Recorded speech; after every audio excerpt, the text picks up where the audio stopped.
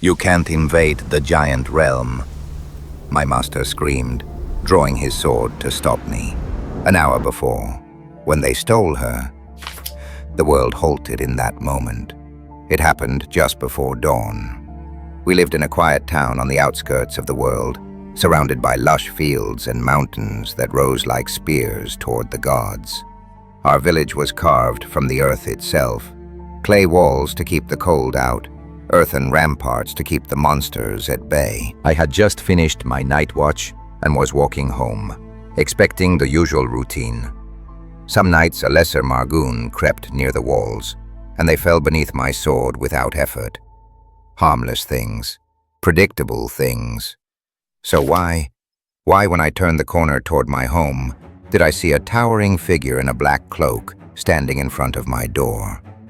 The giant curled its hand, bigger than a wagon, and drove its fist straight through our clay wall. The entire side of our house exploded inward, dust and debris spiraling into the dawn light. I heard her scream.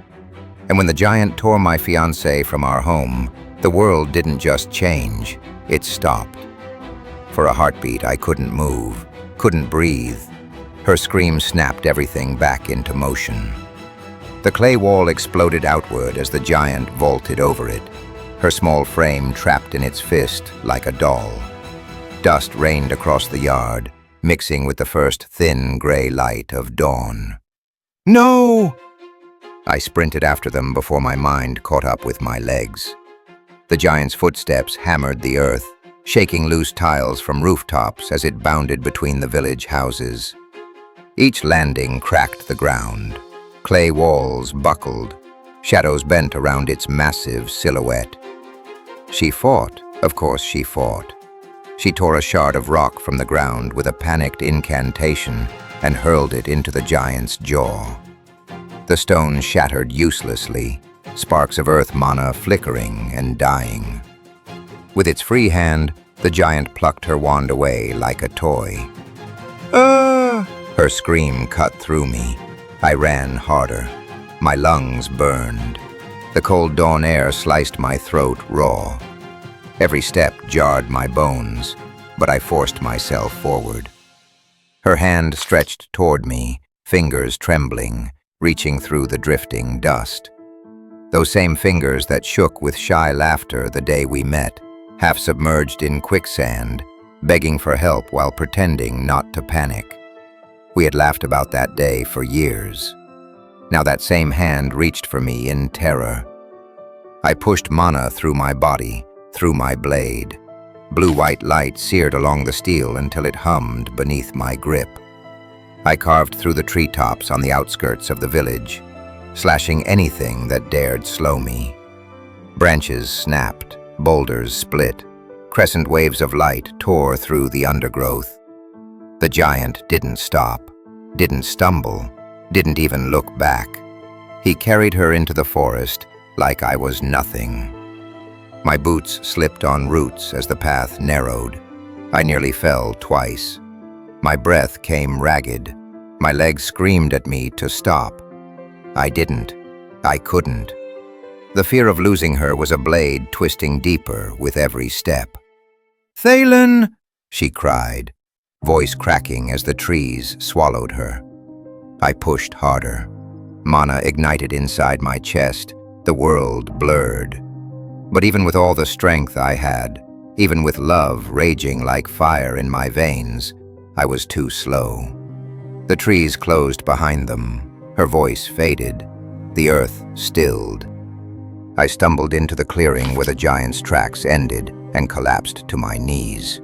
The last footprint glowed faintly in the moonlight, massive, deep, a perfect imprint of my failure.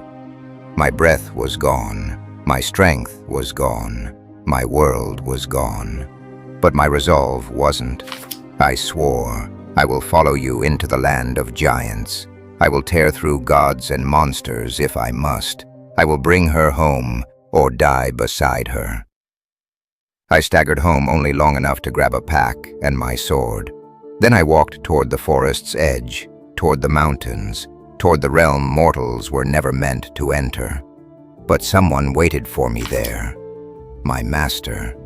He stood alone in the moonlit road, cloak stirring in the cold wind, sword sheathed at his hip. The look in his eyes told me he knew exactly what I intended. "You'll die a meaningless death," he said. His voice was steady, but something cracked beneath it. "If you enter the giant realm, you will never return."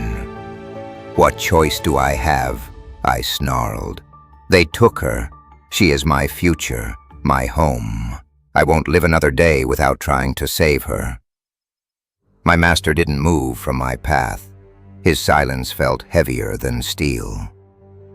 "The giant realm is fierce for any man," he said finally. "Their warriors split mountains with their bare hands. Their breath alone breaks bones. Even seasoned knights flee from their shadows. You cannot face them." There was grief in his stare, a deep, ancient wound. But I stepped forward anyway. "Then kill me here," I whispered, hand tightening around my sword. "Because if you stop me, you are choosing her death." Slowly, painfully, my master removed his cloak. Moonlight traced a deep scar running from his right shoulder to his opposite hip, blackened as if burned from the inside. A wound no human blade could make. "I once tried to save my wife, too," he said softly. "The giants didn't even notice me. Their beasts tore through us like paper. I barely made it halfway up the mountain. I crawled home half dead and empty-handed." He unsheathed his sword. The air tightened, leaves trembled. Even the earth seemed to brace for what would come next. "So," he said, voice low, "will you still go?" "I have to," I breathed. "There is no other option." "I feared you'd say that." He raised his blade. "Then I will stop you by force." I bowed my head. "Forgive me, master." Then I charged. Mana ignited along my blade, turning it into a streak of blue light. The first clash rang through the valley, metal screaming against metal. My master blocked with ease. I swung harder, faster. Desperation fueled every strike, not strength, but terror. Terror of losing her, terror of being too late. Dust spiraled around us. Shutters slammed open. The wind howled between the trees. Still, he held the line. "Stop this," he pleaded through clenched teeth. "Please." But I couldn't. Every swing was a memory. Every strike, her laugh. Every step, her warmth. I pushed until my arms burned, and my chest felt like it would tear open. And then, a soft resistance, a gasp. My blade found flesh. My master collapsed into me, his weight sagging, and I caught him before he hit the ground. His blood was warm against my hand. He looked at the wound and, impossibly, smiled. "I tried to stop you, because I couldn't bear to watch you repeat my mistake." His breath shuddered. The giant realm broke me. It stripped everything from me. It took everything except the death I begged for. He let out a strained, painful laugh. "And yet, you remind me of who I used to be." I picked up my sword and stepped past him, into the forest, into the mountains, into the realm where gods once walked, and where I would either rescue her or die beside her.